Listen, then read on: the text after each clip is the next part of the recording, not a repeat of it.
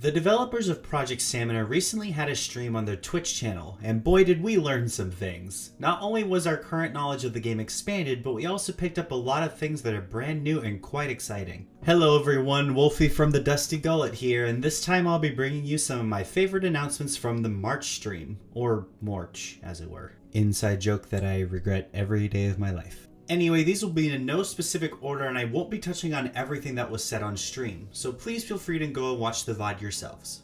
Starting off, let's talk about merchandise. Throughout the entire stream, Fancy Pants and Chernanas did multiple giveaways to the viewers, mostly involving stickers, posters, and t-shirts. Now, it may not be the most exciting thing in the world, but fans always do love a good poster they can hang up in their houses or a shirt they can wear around whenever they like. It really is some of the cheapest form of marketing, and just the idea that the developers are willing to create merchandise at such an early point in development is quite incredible. As someone donating to the Project Stamina Patreon, I personally am getting merchandise anyway, but honestly I probably would have bought some regardless. I mean seriously, who doesn't want that fan shirt? She looks so cute in it. Unfortunately, you cannot simply buy stickers or posters at the moment, but as the game grows, we'll see what happens.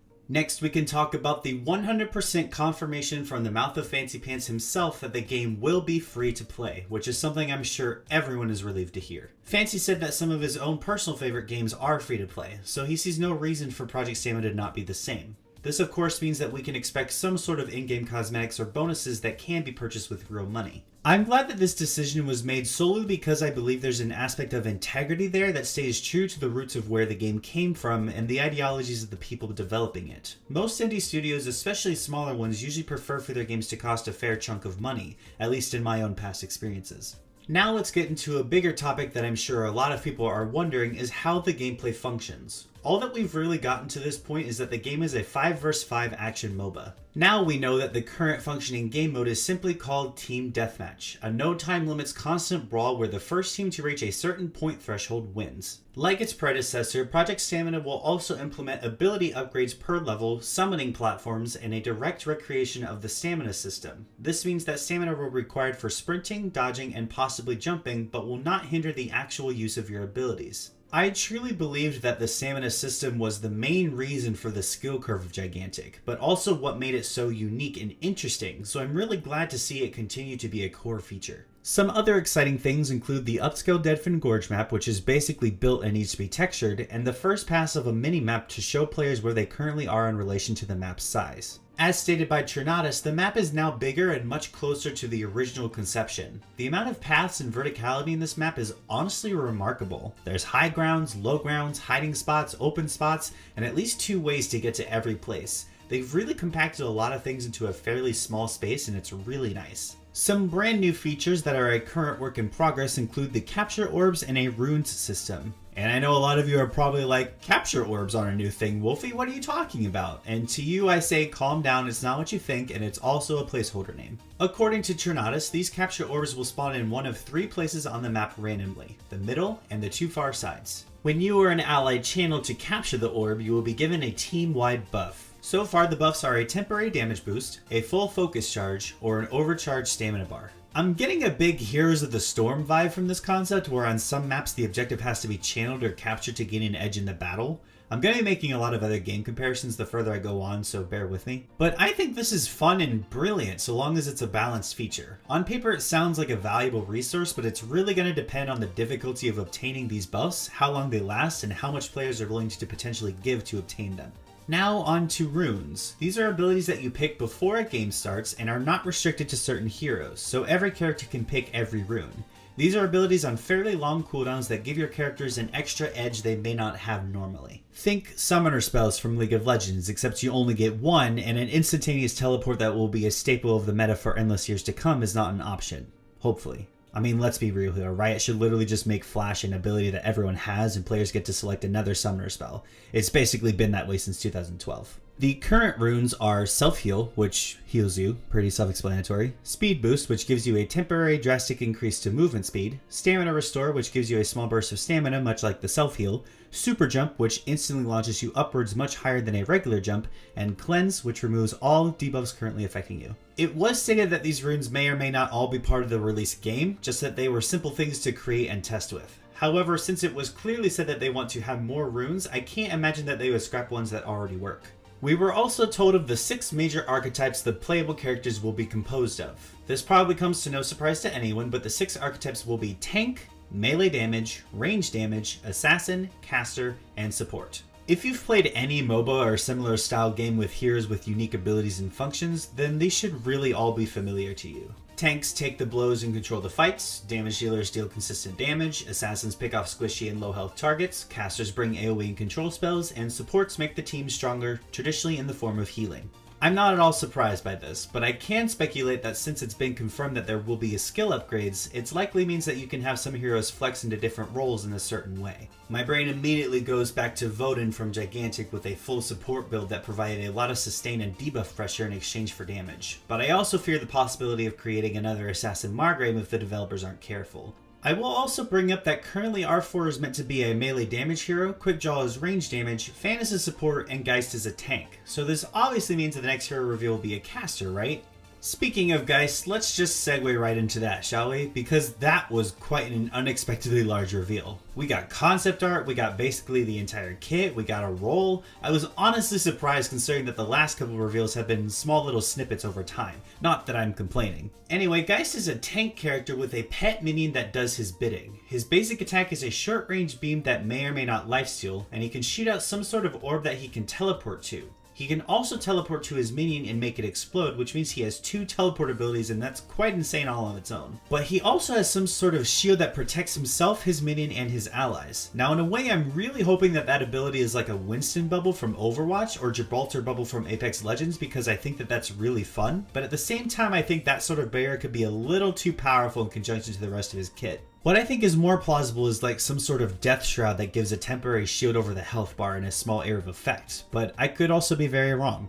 Geist's ultimate, or focus, I think they haven't really decided what they're going to call it, but anyway, it launches out ghostly chains that attach to nearby enemies and tethers them to him for a duration. They literally cannot move away, but they're still able to walk around and attack and cast and whatnot. All I can really say is that Geist sounds amazing, and I think he's going to be a staple character for a long time. However, I feel the need to point out the insane guts of the developers to be creating a summoner/pet class within one of their first batches of characters. The amount of programming and bug finding and AI adjusting for such a character must be a huge toll on time and resources, especially since the minion will be a sentient being. He sounds amazing though, and I legitimately can't wait to give him a try.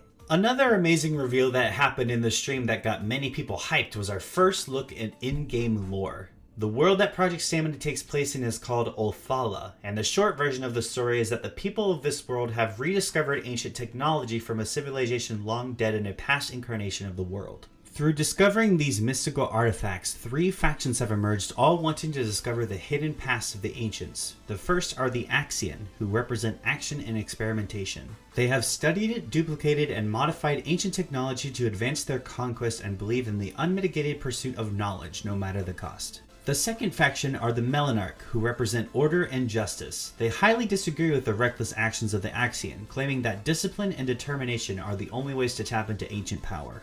The final faction are the Olm, who represent moderation and adaptation. They desire a more holistic approach to uncovering the past and guiding the future, believing that society is a living organism that must grow and evolve to sustain itself. Fancy Pants then said that there was already more written about these factions and the people behind them, what their purposes are, the goals, what the leaders believe in, and how these factions interact with each other. Though it wasn't confirmed, there were hints of the possibility of characters being independent, though these may be few and far in between. Needless to say, I'm stoked about this. A huge thing for me with any game is the story and lore involved with it. I've always been a sucker for storytelling, and it sounds like Project Stamina will not disappoint. As this conversation went on during the stream, we did discover that R4 and Quickjaw are of the Axion, Fan is Olm, and Geist is the first Melanarch. The developers also want to integrate in-game interactions between characters in regards to their faction and the current state of the world, almost like a living lore.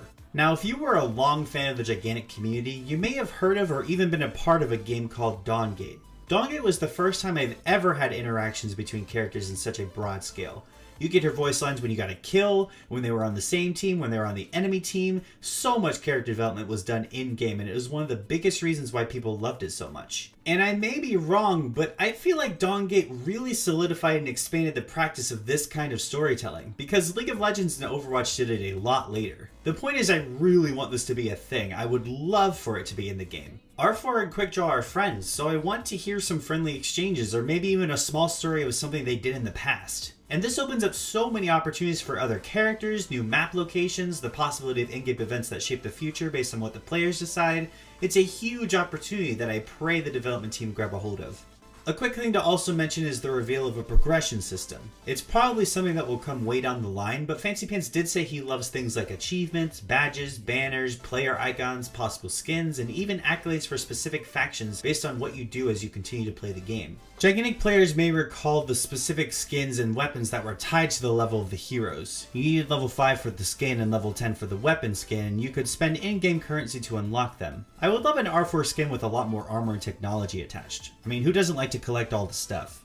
Someone asked a question in regards to the Patreon, asking where the money is going to. And to my surprise, and possibly a lot of other people too, Fancy Pants said that the money was going to a savings account to building resources for a massive marketing push in the future. The reason this surprised me was that Motiga did a fairly similar thing, but when their game was a lot further down the cycle. And I'm really hoping that Project Stamina doesn't throw a metric boatload of money at all these potential outlets to get a presence zone until there's a game that looks a lot more complete. I will say that I know the minds behind this game are really smart, so I have faith that that will be the case, but who knows, maybe we'll see the game making a strong appearance at a convention in a year or two. This leads to the idea briefly mentioned of other platforms. Project Stamina is being created in the Unreal Engine, so cross-platform compatibility is an option should there be an audience requesting the game there, and there would be no concerns about exclusivity. Though again, this is something that will come much further down the development cycle. It is still really exciting that these are their thoughts and ideas that the creators have. And finally, I want to bring up the next development milestone. What Fancy Pants wants is for there to be more playable characters, and for the fully functioning Team Deathmatch game mode to be playable on 2 separate maps. There seems to be a very simple yet effective ideology about character conception that this team has, and it's that a character should have a fun and functional kit at level 1. If the character does not feel effective and enjoyable without any ability upgrades, then it means there needs to be some kind of redesign.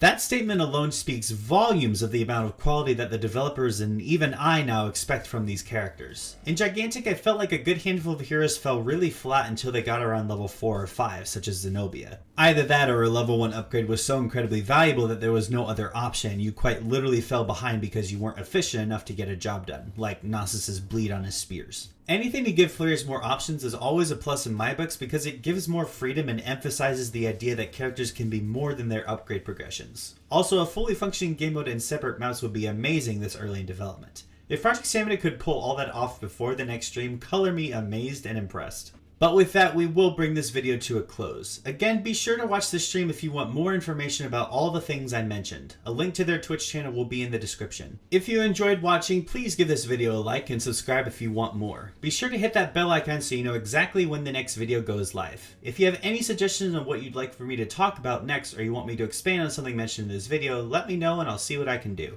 But until then, thanks for watching. This has been Wolfie, safe travels, and don't worry, I'll put it on your tab.